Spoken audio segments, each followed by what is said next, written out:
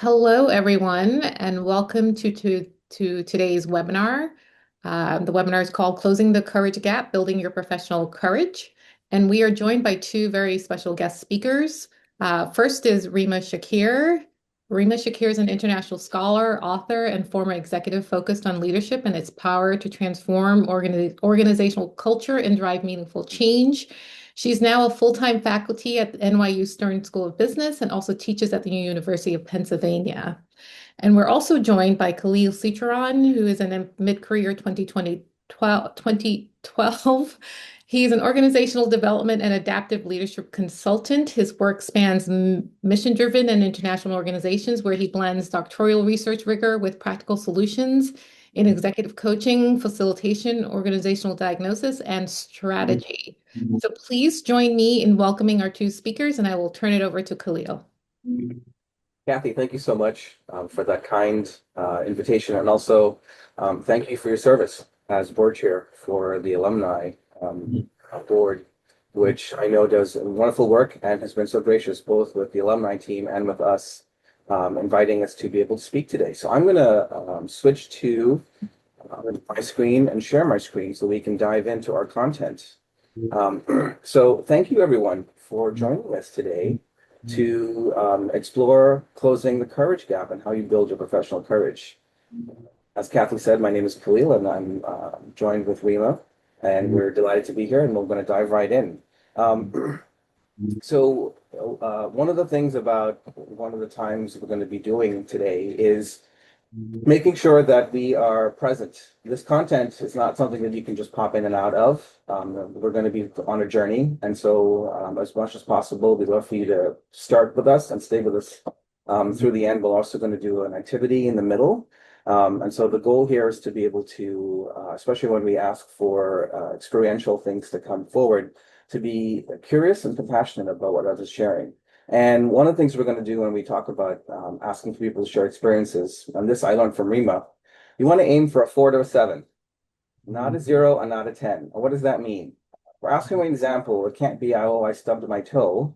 And also it can't be something that's really traumatic, that this isn't the space for us to digest what that is. So when we speak about examples, experiential examples that we want to be able to learn from amongst each other and with each other, something that's a bit meaty, but not a 0, not a 10.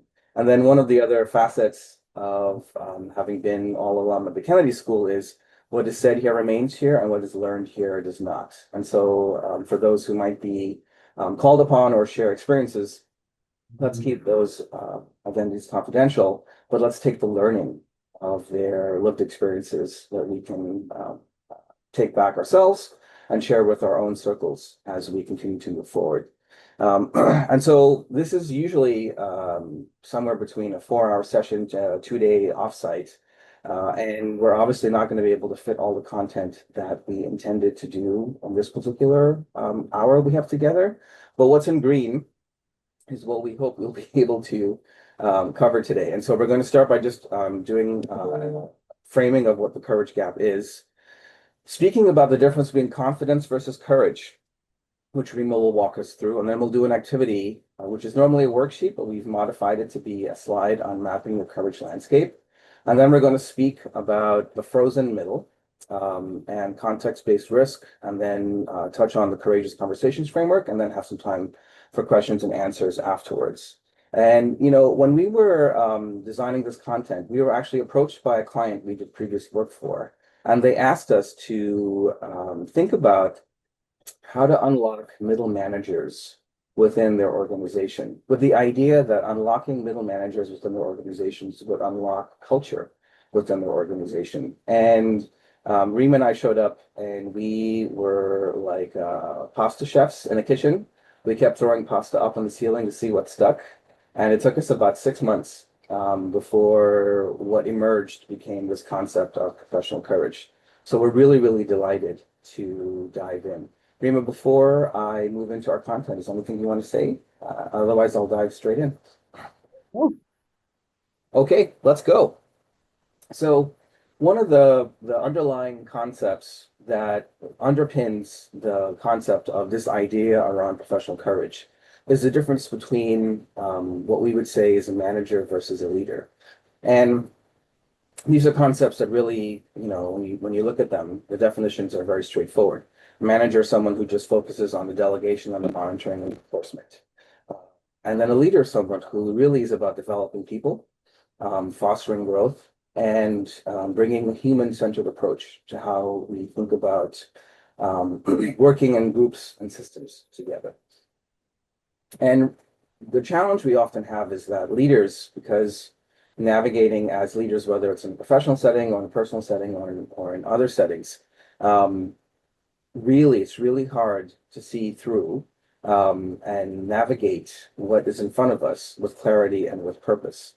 And sometimes when we lack that clarity and purpose, we are unable to make the intentional decisions that we want to be able to do to make the change that we want to be able to see, even the best of us. And it requires us to really be focused on growing as individuals and thinking about how we navigate this gap that we assume that we don't see, but actually is right in front of us, but it's not visible by the light. And so now I'm going to ask Reema to dive in on confidence versus courage. Courage is the most important of all virtues because without courage, Maya Angelou says, you can't practice any other virtue. This is a personal favorite quote of mine because it recognizes that courage isn't just one virtue among many, it is the enabling virtue that makes all other virtues possible. Without courage, compassion remains theoretical, integrity remains silent, and justice goes undefended. I want to just go to the origins of the word courage. For the French-speaking, cœur comes from heart. Back in the 12th and the 14th century, it referred to it as the word courage as the heart as the seat of feelings, which encompassed in one's heart and in one's mind, scholars said. And then there was a semantic shift from that interpretation in the 14th and the 15th century, which started taking on the meaning of bravery and valor. In my mind, it became operationalized. It was a bit more conceptual in the beginning. And if you've watched me and Khalil's difficult conversations talk that we did for the alum last year, you'll understand that that neuroscience has actually proven that the heart you can think with the heart, and it's different than feeling, and it connects really nicely with what we're going to be doing here today. So the defining quality of a leader is professional courage, the willingness to speak up, to take principled risk, to challenge the status quo and act with integrity even in uncertainty. However, here's the thing that we face, that even the most committed of us, the most committed of leaders, can find themselves stalled in moments when the risk feels too high or the path forward is unclear. And it's in that space, which me and Khalil call the courage gap, when the choice to act with integrity becomes the defining test of your leadership. And this brings me to the differentiation between confidence and courage.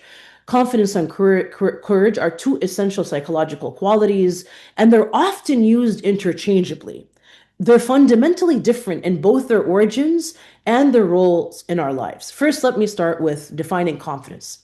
Confidence is the belief in one's own abilities and the conviction that you can meet life's challenges and succeed.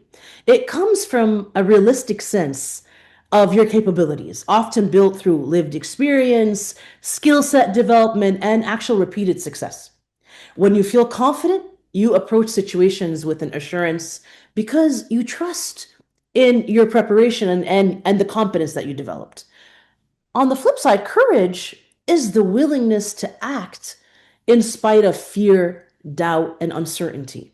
Unlike confidence, courage doesn't rely on prior success or self assurance. It's about choosing to face risks, discomfort, or even sometimes danger, even when you feel unprepared and afraid. And I think a lot of us have been in those shoes. Courage is the resolve to act virtuously, especially when it's most difficult, and when it's often motivated by our sense of purpose and our values. Let me take you through the slide that Khalil has up here. When we take a look at confidence and courage, the foundations, confidence is built on skill sets and knowledge. Courage is fueled by the willingness to act. What is my emotional state when I'm in a state of confidence? There's this idea of self-assurance and mastery because I've done this before. I don't have anything to fear. I've been through that. Courage involves really overcoming my fear and doubt and uncertainty in the situation for me to actually act. How does it look? What is the affect of this look? Confidence, there's a calmness that and competence that surrounds it. Courage looks like bravery and boldness. It's an action oriented. What is the relationship that both have with fear? Because both do have a relationship with fear.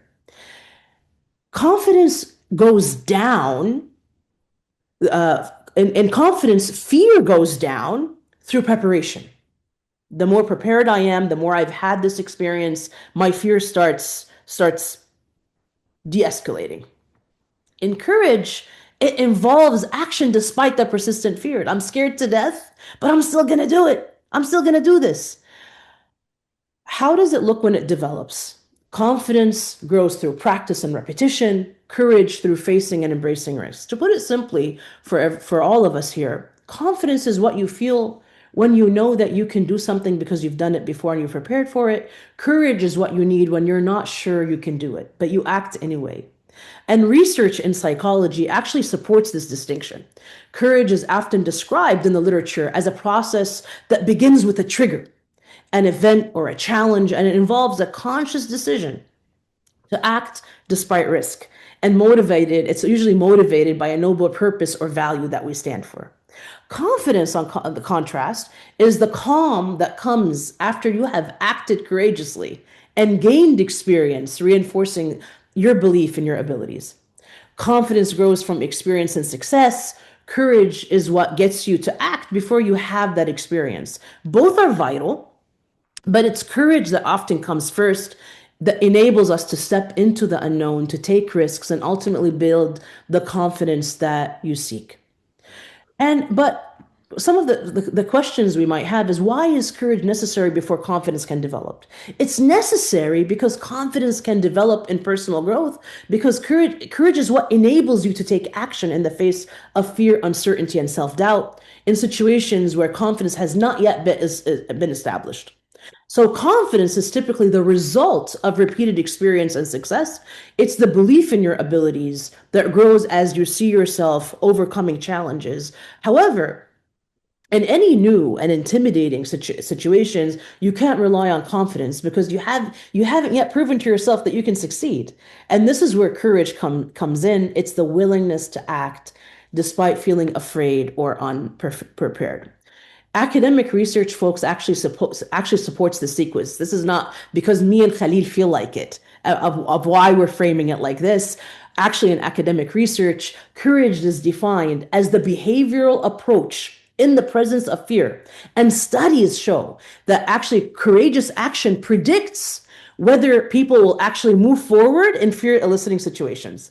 The process model of courage in the literature describes how individuals assess risks and decide to act, even when they lack the confidence, and which then leads to experience that builds confidence over time. In other words, courage allows you to step outside of your comfort zone and try new things. And through these actions, you gain the experience and the positive outcomes that form. If you wait for confidence before acting, you may never act at all. I might never act at all because confidence is only built through doing. It's very muscular, it's on repeat. Courage is the essential first step that empowers us to take risks, to grow, to learn, ultimately leading to the developing of a sustained confidence. And I'm going to stop here and turn to our activity together. Khalil, if you could please, I can talk about it all day. However, having us do it together is valuable. So we have an activity called Mapping Your Courage Landscape. And I want you to take a moment, and if you have a pen and paper, great. If you have, or you can pull the notepad in your phone. I want you to think of 2 or 3 moments when you wanted to speak up but didn't, or do something and didn't. And fill in the details, a little bit of details for each situation 1, 2, and 3. Right? What was happening? What stopped you from saying or acting? what were the consequences of staying silent? Because there's always a cost in whichever way we go. I'm going to give you 2 minutes, Khalil. Is that good? 2 minutes? Yeah. 2 minutes just to reflect and write this down.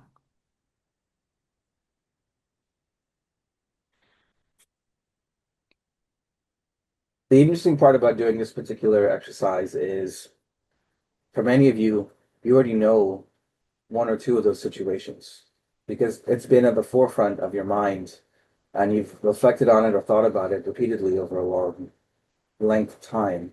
And so it's not hard for you to be like, oh, I already know which situation I'm thinking of, which tells you that this is actually something that we experience and face and have to navigate on a continuous basis.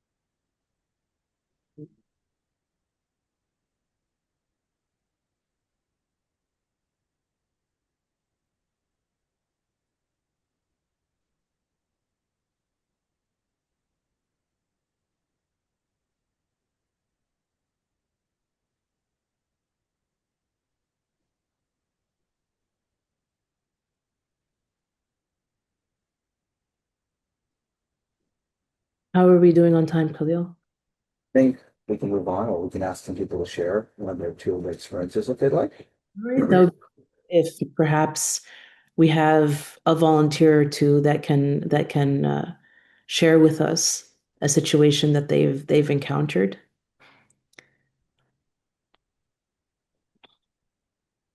Do we have any takers?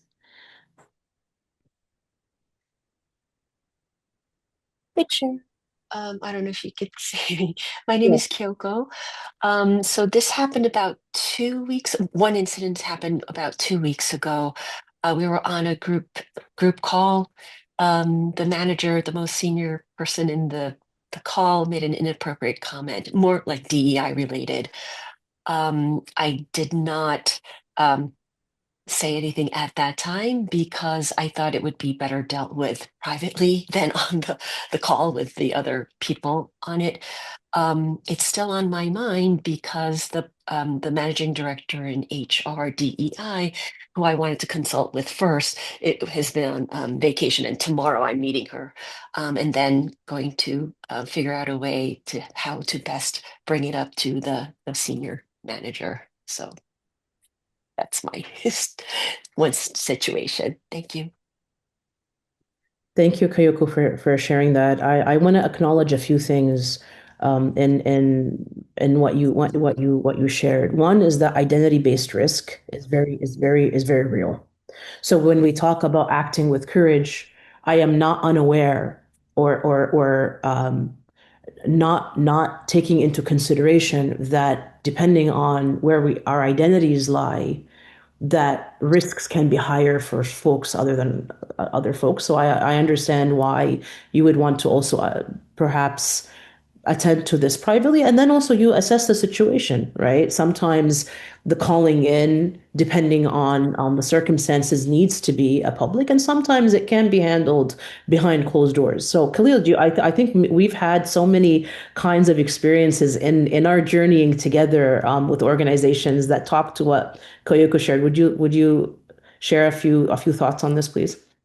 Sure, Kyoko, one of the things that I also appreciate about what you've done is many people think that if you don't speak up in that moment, that the moment is past to address and speak to the issue. And the reality is it's not.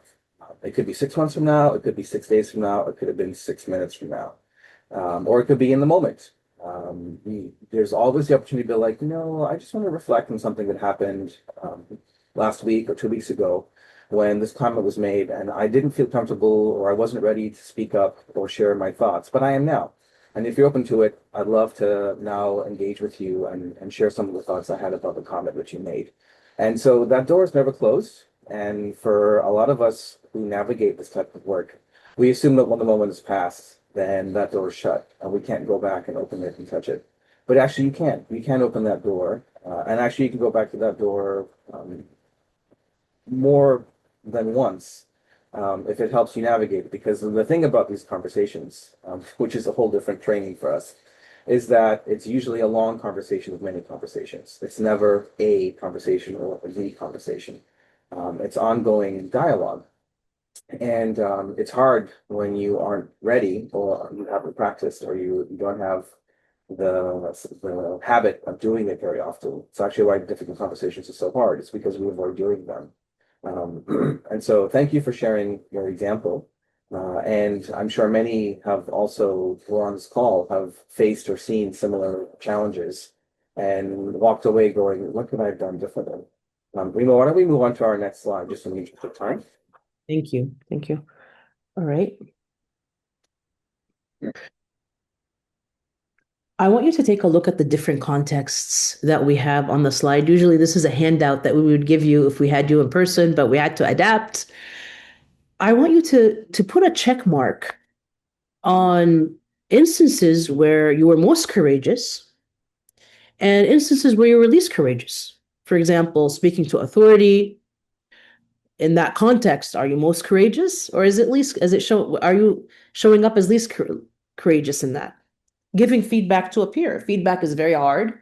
Feedback, actually, the research shows, is experienced as actual physical pain, and we can go on to this in another session with you in the future. But it is experienced as pain, and that's why people are very averse to it. So, is that a situation where you show up most courageous? Is it a situation where you show up least courageous? How about presenting in front of a group? Public speaking is, I think, number 3 on the things that people fear more than, I think it was fire and spiders. Or death. I think fire and death. Number 3 was public speaking. So it's a real fear. Speaking in emotionally charged settings. And this is it speaks to some of the difficult conversations piece that Khaleel was talking about. Do I show up most courageous there? Am I comfortable? Or am I least courageous in these kinds of and avoidant in these kinds of circumstance?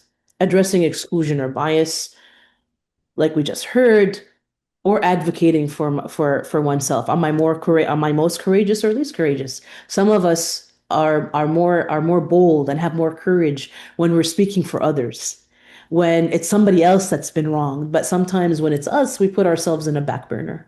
So I want you to reflect a little bit on this for a minute or so, and you just write it down for yourselves, and we'll debrief in a bit.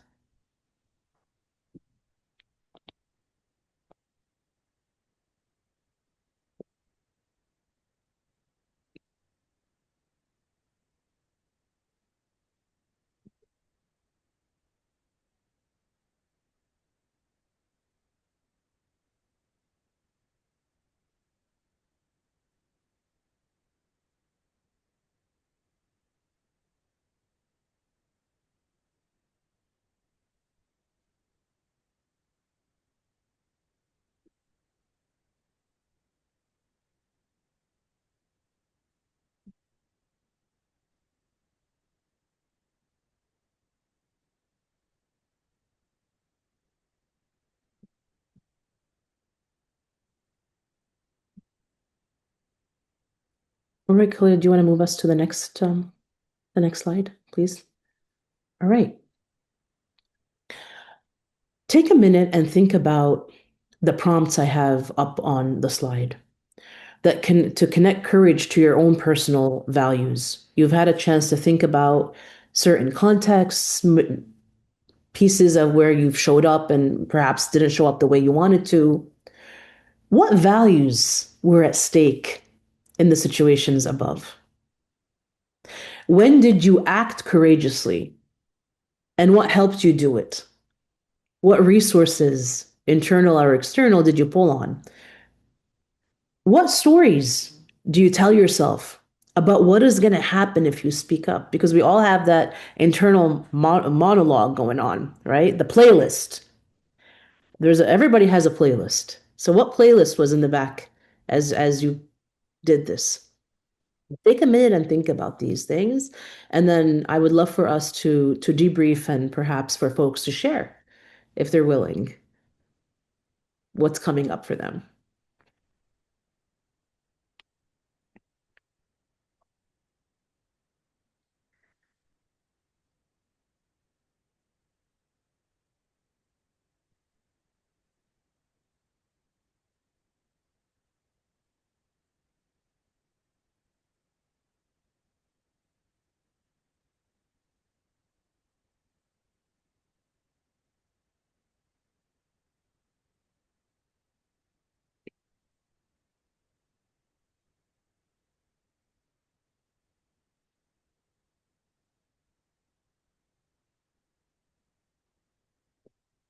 All right, Khalil, can we move on to the next slide and have an open discussion with folks here?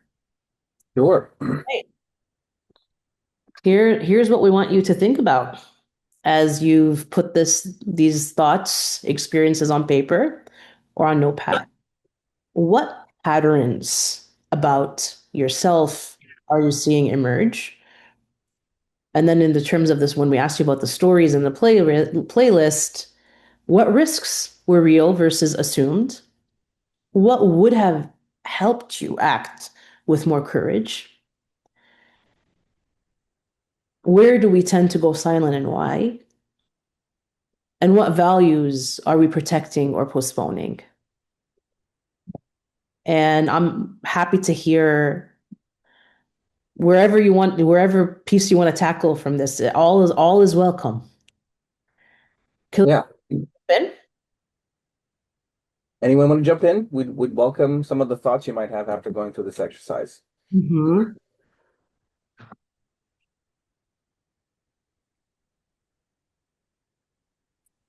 Hi. I think for me, the biggest challenge really is just like realizing that the worst case scenario isn't that bad or maybe isn't that likely because I think it's easy to sort of assume that if you do something you're nervous about, that it's going to be horrible. I don't know if that's common in what you're finding.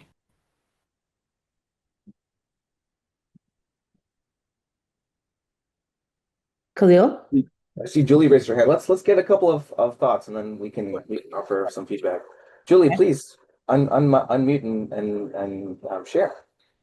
When I looked at your list of where I'm most and least courageous, I realize I am least courageous when I'm advocating for myself.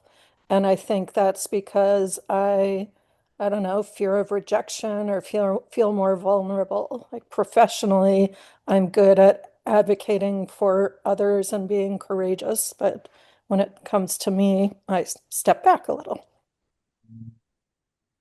Yeah, that's a wonderful point. Anyone else want to offer some thoughts?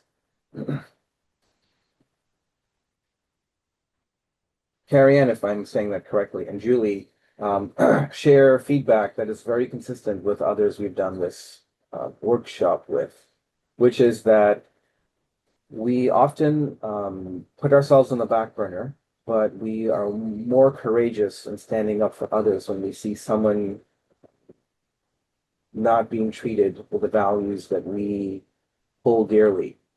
And we often will say that we're okay not making waves, that don't want to disturb the environment or put the attention on us. And we're okay receiving whatever is being sent our way because we're trying to protect not being the one that makes things uncomfortable.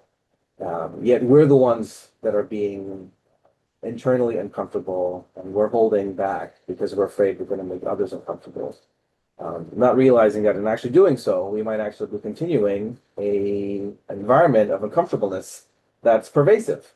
And so it's not surprising to hear those comments.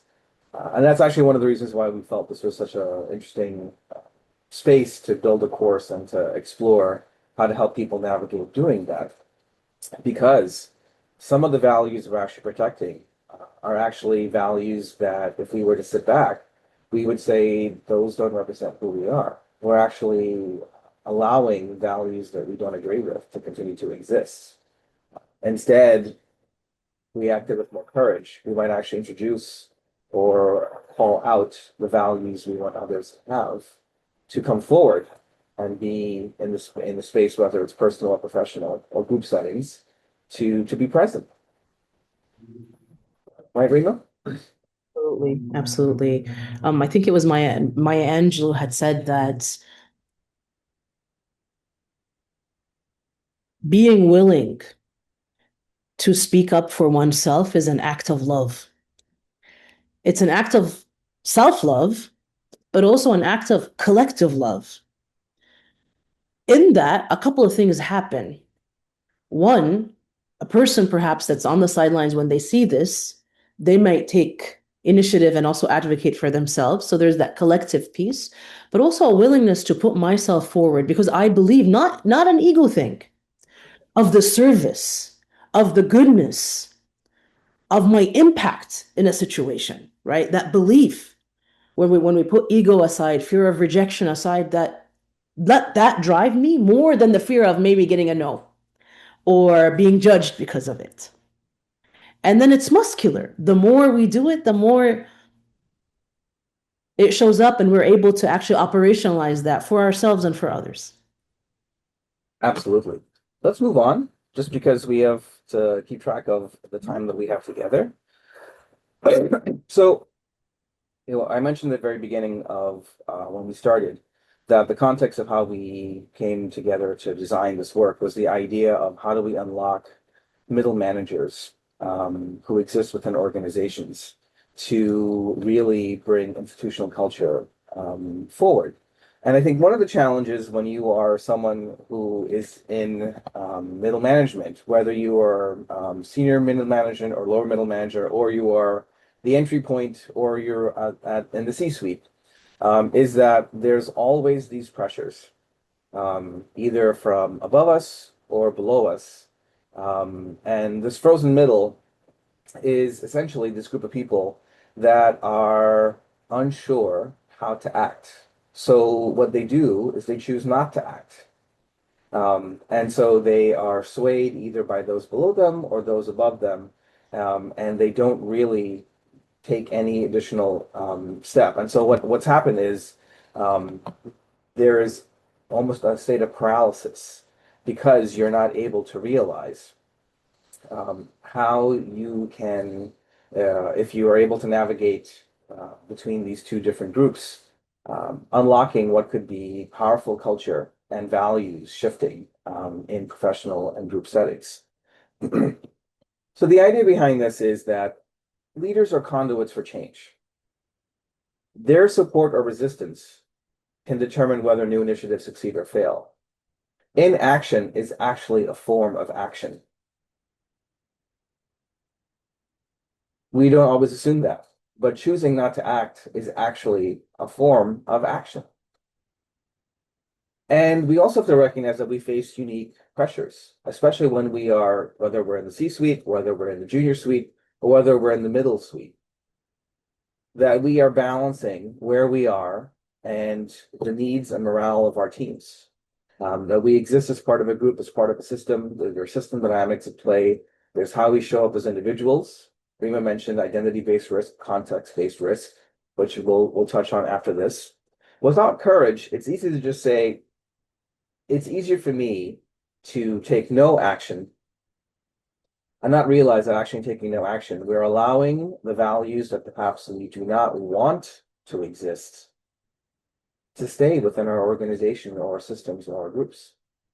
And the reality is, if you are in that space as an emerging leader or as a current leader, how or what might be some of the ways that you might be able to demonstrate professional courage? One is speaking up about a process that isn't working. I have this mindset: the same mistake shouldn't happen 3 times. The first time it happened, you should be able to say, whoa, a mistake happened. Let's think about why it happened. Let's debrief about what were the circumstances that led to it happening. And let's imagine a new way for it to be done, so that maybe it doesn't happen again. And so there might be another mistake, but it's going to be a new mistake because you were responsive in that moment. But if you're watching the same mistake happen 3 times, then you're just continuing to have the same thing happen repeatedly over and over and over again without really making any attempts to shift that as you were navigating. Supporting a team member's idea, even if it challenges the norm. Sometimes when we're in group settings, and I've been in those situations, someone has a really good idea, no one knows really how to respond, or the recipients of that idea are afraid of that idea because it forces them to have to shift how they operate or the values that they hold. And so it's a really, really good idea. And you're sitting thinking, wow, this is a really, really good idea.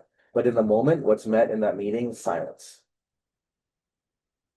Because no one wants to acknowledge that accepting or even considering this idea requires change to happen across the team in ways that might be harder than it is right now to just continue doing the same type of work that's being done in that moment. And then also being able to provide honest feedback to senior leaders. And context matters. Not every senior leader is open to and willing to receive feedback, right? So you have to be able to trust your judgment to know when you can speak up and say that. I've been fortunate in my career to have been chief of staff to a number of leaders. And as part of being in that role, providing honest feedback is one of the things that I've had to do, sometimes when those leaders are willing to hear it. And being the person who gives them that feedback. And I've also learned to be open to receiving feedback about my own leadership, in part because I've had to be that person who's delivering it to others. And so these are just some small tips that you can reflect upon that would be helpful from wherever you are contextually to think about what you might do and show up, whether it's in your personal life or in your professional life. Obviously, context matters. It's really, really important. In fact, that's the title of the next slide. But there are spaces and moments where you can do that. You can bring forward whether it's small habits or small changes that really begin to affect how you show up. So this idea of context-based risk is that we carry different risks based on who we are. And I appreciate Reima when Kyoko spoke up, or thank you, Kyoko, for speaking up, acknowledging that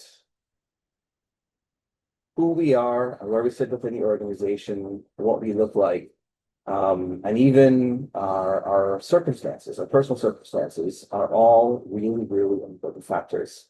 And so one of the things about saying, well, okay, everyone be courageous, is really to acknowledge that it's not okay for everyone to be courageous all the time because we all have different circumstances. For example, we really all don't show up as one person. Everyone navigates systems with different contexts.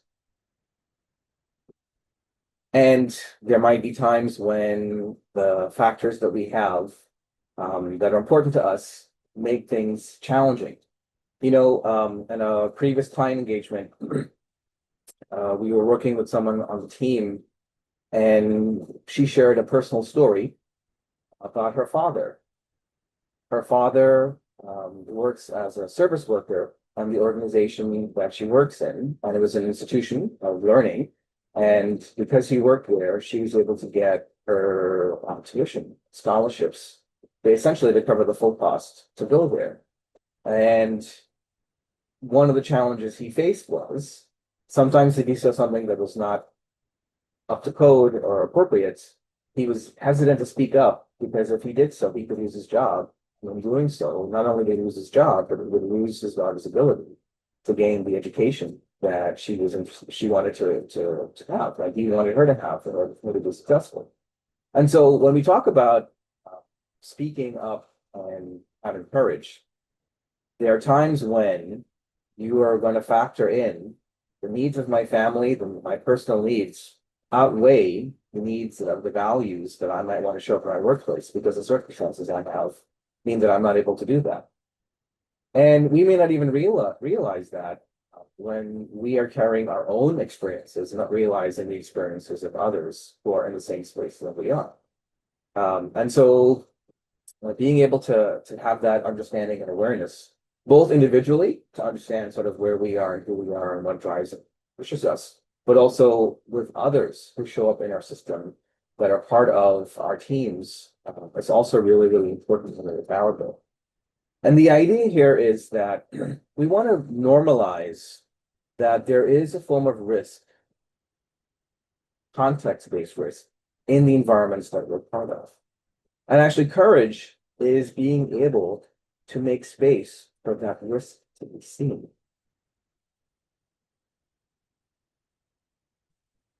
Let me move on now to start talking about a framework that is called Courageous Conversations. And the idea about courageous conversations is that it really is about holding your compass and seeing where your values point. And making sure that when you think about having courageous conversations, when you are navigating what it's like to be in that frozen middle, to begin to unlock how and when and why conversations that are needed can begin to take place, is to really focus on the problem, not necessarily the people. Focus on the problem of the person, getting to yes. And the idea here is that you want to be reflective and intentional. You want to be structured. This is something that you want to practice. You want to be prepared for. It's not something that you're always going to do on the fly, though. As you have more time doing courageous moments, you build more confidence. For example, in the case of Kyoko, maybe that moment wasn't the time. Kyoko is getting the appropriate feedback from another colleague that can help her understand how to provide that she wants to be able to provide, how to navigate what that looks like. And so she is actually being very intentional.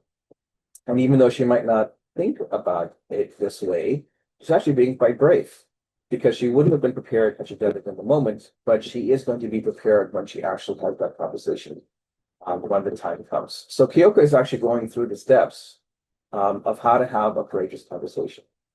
And that conversation really is about being growth-centered and driven with purpose and being able to communicate with things effectively.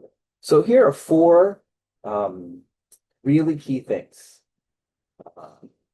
that Kyoko has probably spent the last 2 weeks thinking about as she gets ready for this. One is to name the issue.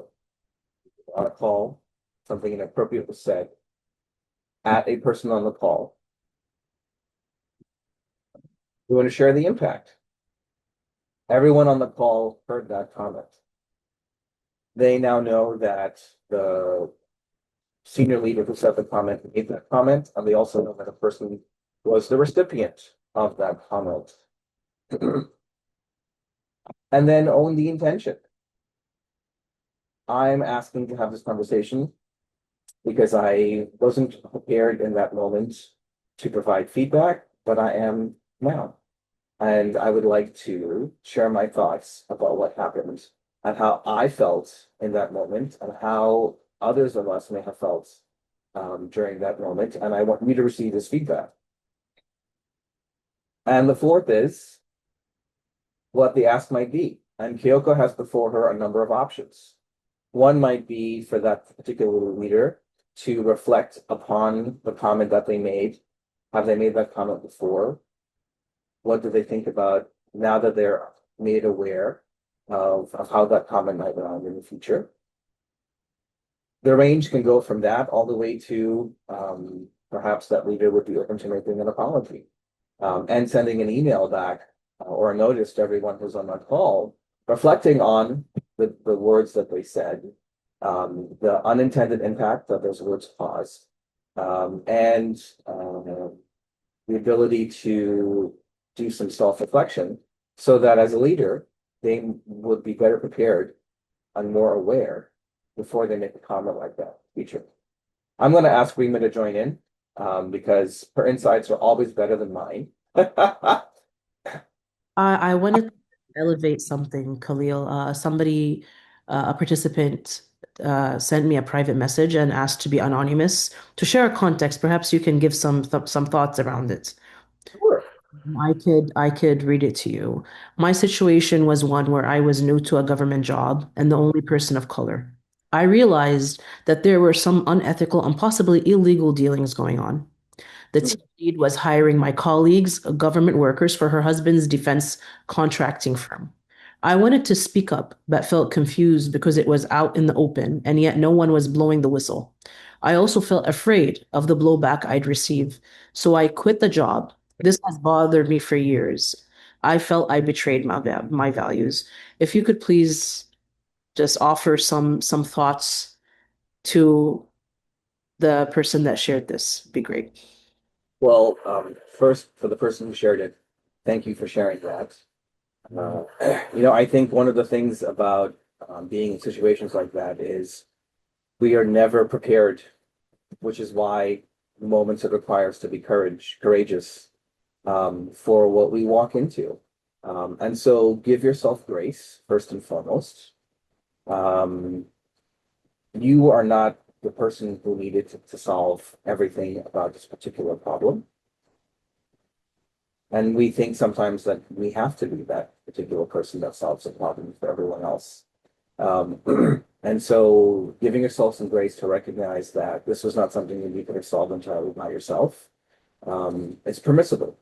I think another point that I would bring forward is, in that particular context, what I'd be thinking about is what are the guardrails that are within that space for who makes these decisions, where's compliance and risk, where's the space for conversations to take place for this particular type of work. Obviously, if you're walking in new and this is the system that's built, you don't know who to trust. You're not entirely sure where and how to even begin. So this is where context is so important. This is not a space where you can walk up to the CEO and be like, I see some things going on here. And I need to point that out, or you're going to do this in a staff meeting. This is one where you want to be intentional, right? And listen, learn, understand before you act, and really begin to understand the systemic context that you're a part of. How is this all built together? Obviously, there's a system where there's a kickback that seems to be taking place under the guise of a governmental office. What are the specific guidelines that allow and govern the behavior between those things? And if those guidelines don't exist, then where's that space available or not available? And then thinking about on your own particular journey, what are the steps available to you? You may think that actually exiting the organization was a failure, but actually it might have been the most courageous thing that you could do.